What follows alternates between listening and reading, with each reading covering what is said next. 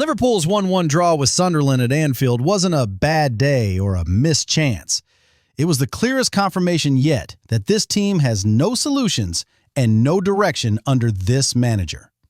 For 90 minutes, Liverpool looked like a side stuck in quicksand. Predictable, slow, and totally unable to break down a team sitting deep.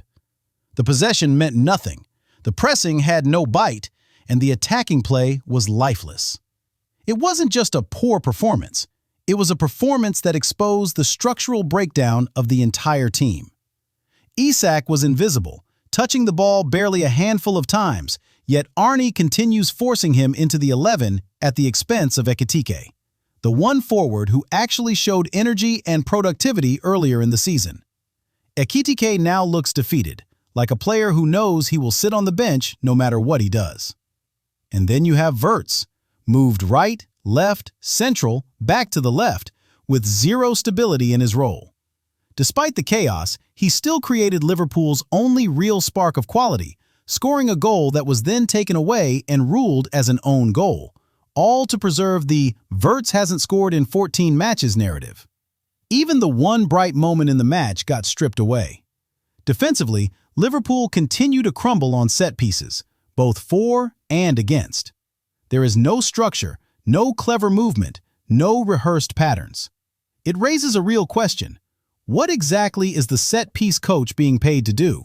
Because nothing on the pitch reflects any work being done in that area. And when the team loses the ball, the reactions are slow, the distances are poor, and players are constantly exposed.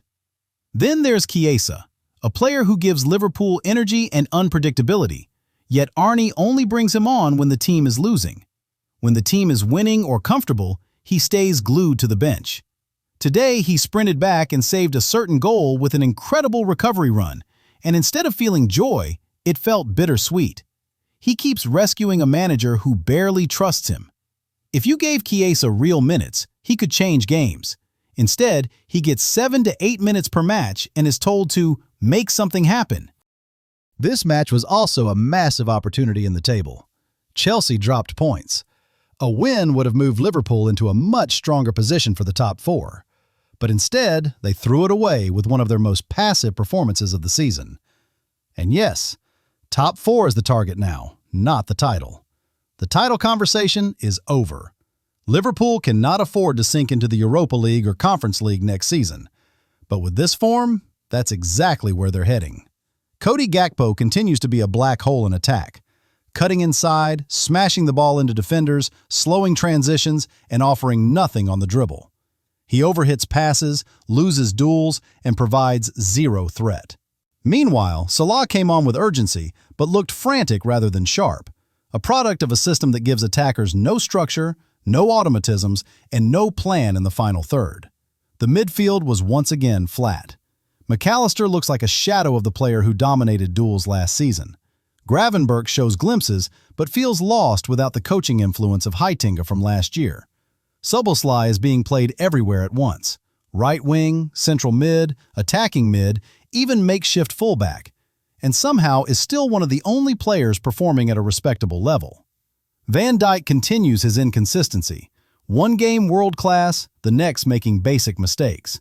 The goal came from a sloppy clearance and hesitation, and neither he nor Alisson reacted with the urgency needed to prevent the shot. Konate held his own, but one center-back playing well isn't enough when the other is switching off. And then there's Isak's unbelievable stat, just 14 touches in the entire time he played. A striker at a top club should not disappear like that, unless the system around him is broken. And it is. All of this points to one thing. The manager has lost control of this team. He has lost ideas, lost structure, lost momentum, and lost the dressing room's confidence. Even if he wins a match or two in December, the cracks are too deep. The season is slipping away, and the risk of missing out on the Champions League is greater than anyone wants to admit. The problem is no longer Salah's form, or injuries, or fatigue. The problem is the entire team is out of rhythm, out of ideas, and out of confidence.